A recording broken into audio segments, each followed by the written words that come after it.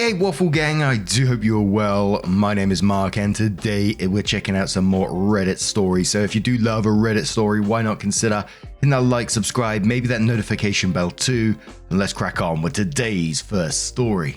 Much love, guys. Now, today's first story comes from Either Economy 793 and says, "Am I the arsehole for telling my husband, 'I told you so,' and laughing when we got the paternity test results? I, 27 female, have been married to my husband, 28 male, for 2 years and gave birth to our daughter 5 weeks ago. I tried to keep this short so I don't waste your time with any irrelevant details. What happened was that our daughter came out with blonde hair and pale blue eyes, while my husband and I have brown hair and brown eyes. My husband freaked out at this and refused to listen to my explanation that sometimes babies are born with lighter hair and eyes that get darker over time. He demanded a paternity test and threatened to divorce me if I didn't comply, so I did. After my daughter and I got home from the hospital, my husband went to stay at his parents' house for the first 3 weeks to get some space from me. While I recovered and he told them what was happening, my mother-in-law called and informed me that if the paternity test revealed that the child wasn't his, she would do anything within her power to make sure that I was taken to the cleaners during the divorce. I had my sister to lean on and help me take care of the baby during this. We got the results back yesterday, and my husband came home to view them with me. I was on the couch in the living room, so he sat next to me and we started to read the results. They showed that he was the father, and my husband had this shocked, kinda mortified look on his face, with eyes wide as he stared at it. I couldn't help but say, 'I told you so,' and started laughing at the way he looked. My husband snapped out of his shock and got mad at me for laughing at him. We argued for a bit, which was mainly him yelling at me, before my sister came downstairs and my husband shut up. After that, my husband went back to his parents' house to clear his head, and 2 to 3 hours later, my mother-in-law called to scold me about laughing in my husband's face, because apparently it was kicking him while he was down.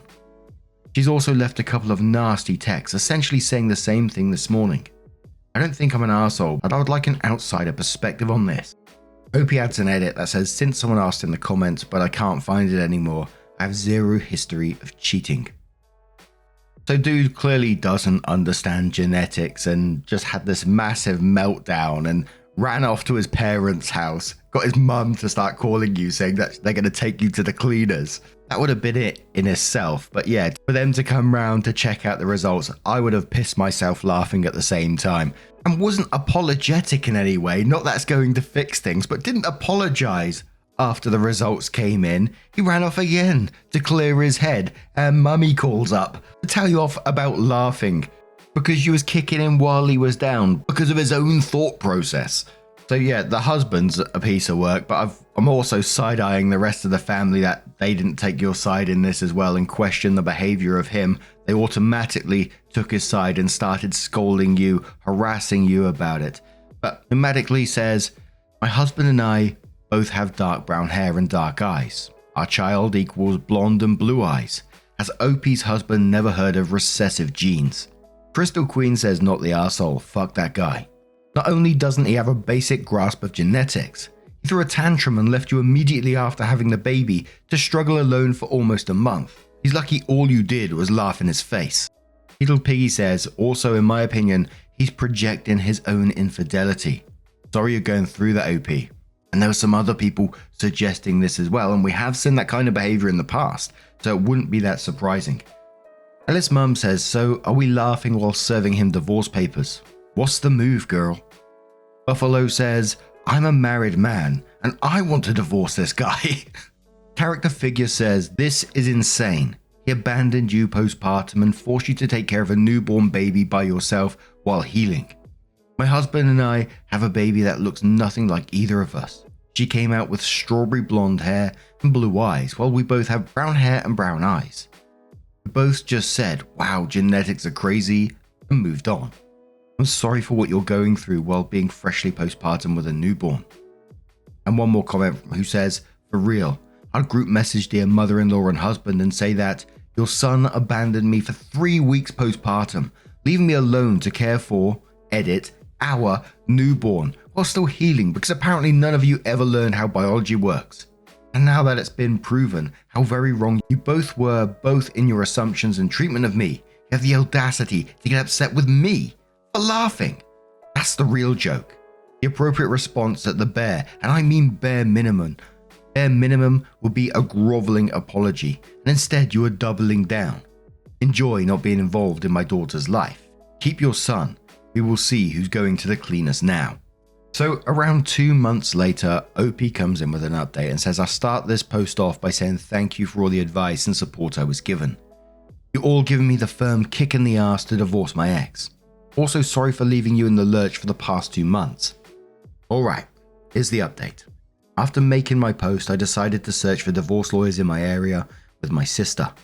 It took a while, but I managed to find and meet with one who was willing to do virtual consultations. During this, my ex was not contacting me at all, but I did reach out to see if he was okay. Eventually, once he actually got served, my ex came back to our house and tried pleading with me not to go through with a divorce. He said he loved me more than anyone and that we could go to couples therapy. During this, my ex stepped up and admitted to cheating on me when he first left me. He said that he got caught up with his co-worker when trying to explain his weeks-long absence. At first, I didn't realize who he was talking about because he referred to her by nickname. Think Viv over Vivian. But my brain kicked back into gear and asked if that getting caught up with her was code for that he fucked her. My ex stumbled over his words and tried to dodge the question, but he seemed to realize that I wasn't going to let up on this pretty quickly. He admitted to going to her for emotional support before our baby was born, since he was nervous about being a dad, and eventually fucking her during the time he left. So you guys were right about him cheating. I'd heard enough at that point and told my ex point blank we were going to divorce, no ifs, ands or buts about it, and that I wanted 50-50 custody. Would only be speaking about the divorce, custody arrangements, and our daughter herself after this. My ex just nodded to what I was saying and asked if he could see our daughter. I was a bit hesitant but said yes, and called my sister to have her bring our daughter down to the living room. My ex held our daughter and talked to the baby for a bit before leaving. My sister asked me if I was alright after he was gone, and I told her I was okay. My mother-in-law did try to harass me over the phone about divorcing my ex, but by then I'd already blocked her, so she went to my sister instead. I guess my mother-in-law was never told that I own the house my ex and I previously shared, since she texted my sister saying that I was going to be on the streets. Well, my mother-in-law most certainly knows that now, because my ex is now living with her and moved out. My ex has seen our daughter a few times. Those visits were awkward to say the least, but I managed. Hopefully, I won't have to give you guys any more updates about this. And just a couple of the top comments after this. Fire or Water Kai says, I wonder if her being willing to make a child homeless plays any role, or is OP just stuck? OP says, I think she assumed that if I got kicked out, my daughter would be stuck with my ex, rather than me taking my daughter with me and staying at my parents' house. User says, so he wrongly accused you of cheating and turns around and cheats on you. Thank goodness you're divorcing him and leaving him and his mother behind. Best of luck to you and your daughter. Heck no says, right of first refusal or assuring priority of parental care. This refers to situations where a parent is unable to meet an obligation for the care of the child during their scheduled time. They must then contact the other parent to offer them to have the child, before they use another family member or babysitter over the other parent. But if your ex has the baby but just drops her off at his mother's house and takes off, you can take your child back home with you, or eventually get more custody time if he is not using his custody time to be with his child. And one more comment from Space Commuter who says, I don't think 50-50 custody is the right thing here. He has no parental instincts for his child at all, even denying he was the father. Up to this point, it sounds like he hasn't even fed her or changed a diaper. He shouldn't turn her over to him half the time. He'll probably just hand her off to the mother-in-law to raise. You should be going for full custody based on him abandoning you and your daughter after the birth, as well as refusing to believe he was the father. He should pay child support and not corrupt his daughter further.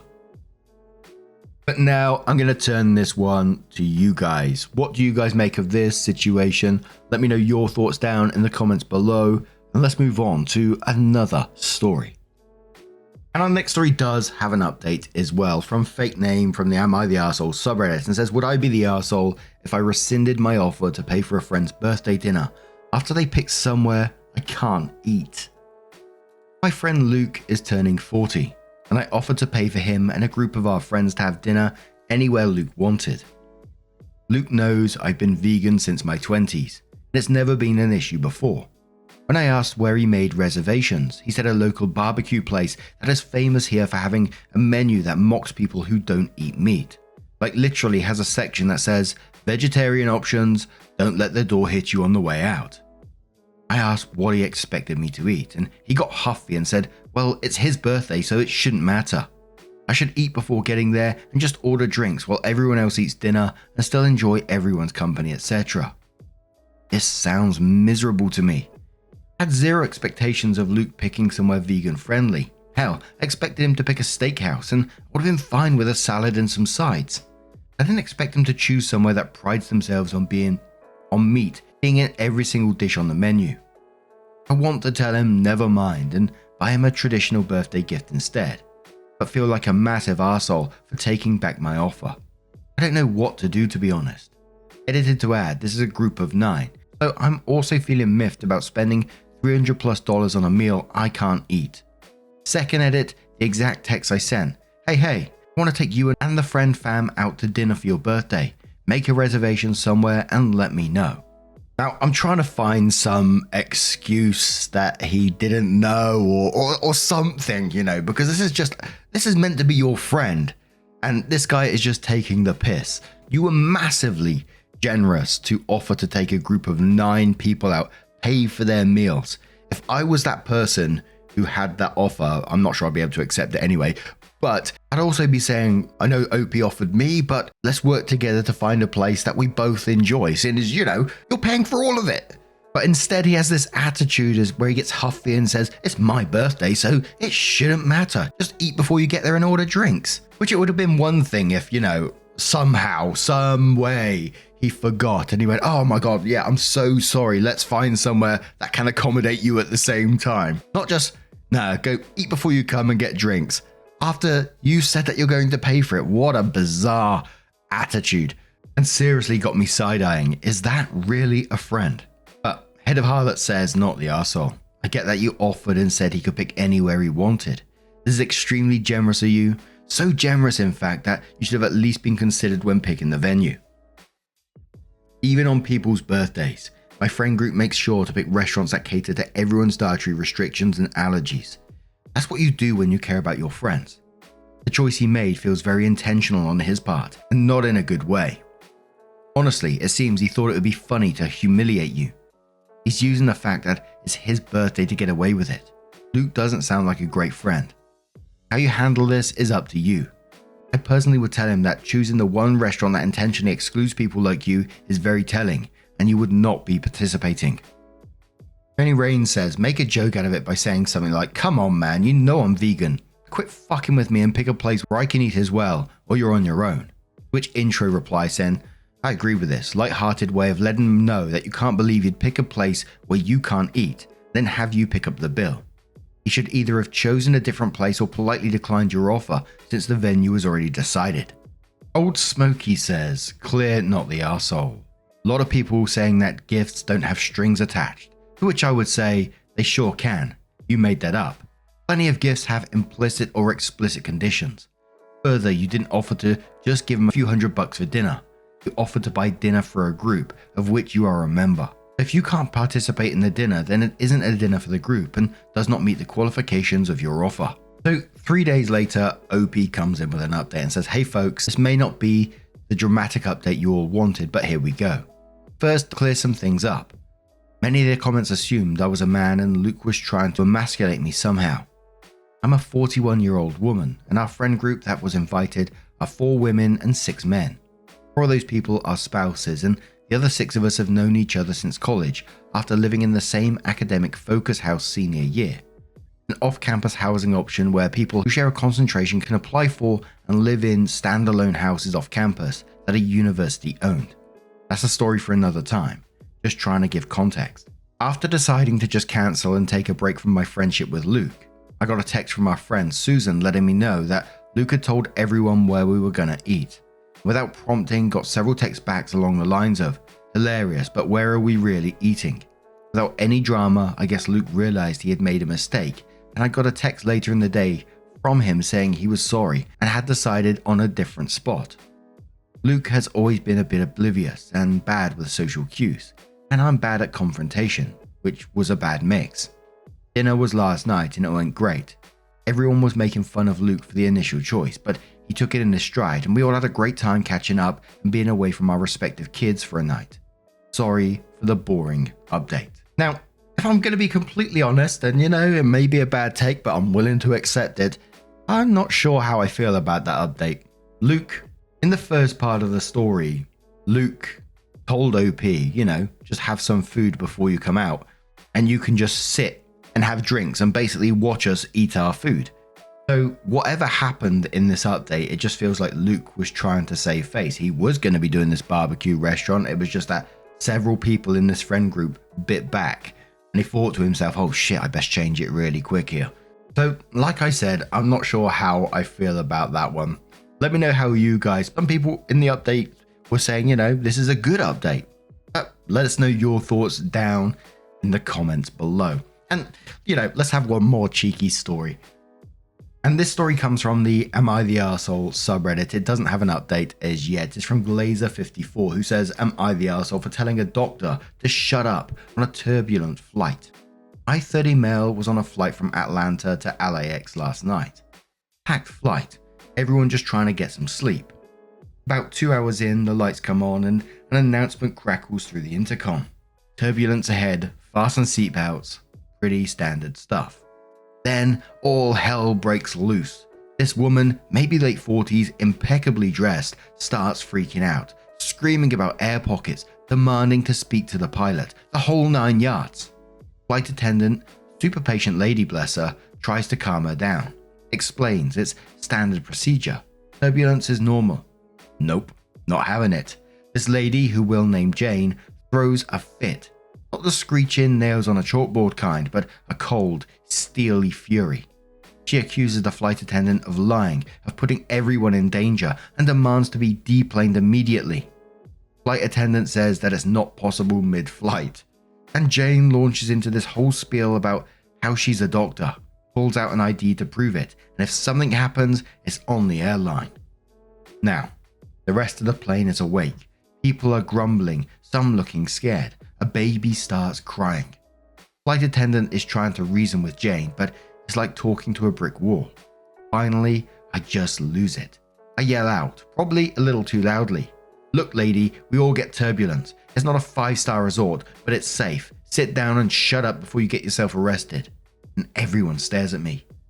Jane spins around, eyes blazing, and starts in on me about disrespecting a medical professional. I fire back that a real doctor wouldn't be causing a scene and freaking everyone out. The flight attendant dives in, trying to mediate, but the damage is done. We hit some turbulence, not terrible, but enough to jostle the plane. Jane freaks again, and some people start getting panicky. I feel awful. Maybe I made things worse. The flight attendant gives me a look that could curdle milk, but then steers Jane away to talk to her privately. By the time we land, things are calmer, but the tension is thick. Jane gives me a withering look as she disembarks, and a few people mutter thanks under their breath. So, am I the arsehole? Did I just escalate a bad situation, or was I right to shut down a meltdown that was putting other passengers on edge? I'm honestly not sure. And we're starting the comments with Chalk in Boots, who says you're the arsehole but unknowingly. The crew are trained to handle these sorts of situations, and you in your frustration escalated it. I fly a lot. I'm also a very big guy who looks like he can handle himself. There's kind of an unwritten rule that if there's an aggressive passenger, I sit the fuck down but pay attention, don't jump in, don't risk making things worse in an attempt to fix the issue. Sit down, shut up, and if the crew need help, they'll ask. You ever watch or play netball? Unlike a lot of sports where players will call for the ball, open players in netball say, here if you need, or imagine going to the supermarket and you see someone with a pallet stocking shelves. You don't just start grabbing stuff and putting it on the shelf saying, I'm just trying to help. Let the professional handle it. Nope says you're the arsehole. It doesn't matter that you're being rude to a fake doctor. It matters that you're disrespectful to the flight attendant and the other passengers. You're not Batman performing some distasteful but necessary vigilantism. You're just a second loud arsehole yelling at the first arsehole. OK Perception says, I don't know a single doctor who would behave that way. The only scenario that would make sense if she's an alcoholic with a fear of flying. You're the arsehole for escalating a bad situation. Let the flight attendants deal with it. They're trained to do so. Yelling at someone who is angry or in the middle of a panic attack isn't helpful. Has being yelled at when you're angry or afraid ever helped you? And one more comment from Small Trees Dreams, who says, you're the arsehole. If the flight attendants were being physically overwhelmed by a violent passenger or something I could see getting involved, or perhaps if you're a therapist or somehow trained in mental health support or conflict resolution, you could identify yourself to the flight attendants and offer your help and expertise. As it is, all you did is yell at an anxious person and escalated the situation. But now I'm going to turn this one to you guys. Put yourself in OP's position. Would you ever shout out like that or not? Do you think OP made it worse, or would you be happy if someone did that in that situation? Let us know your thoughts down in the comments below. And just a huge thank you from the bottom of my heart for getting involved in today's stories. Your love, your support, your time always means the absolute world to me. So thank you so much. And hopefully I'll see you in the next one. Take care and much love.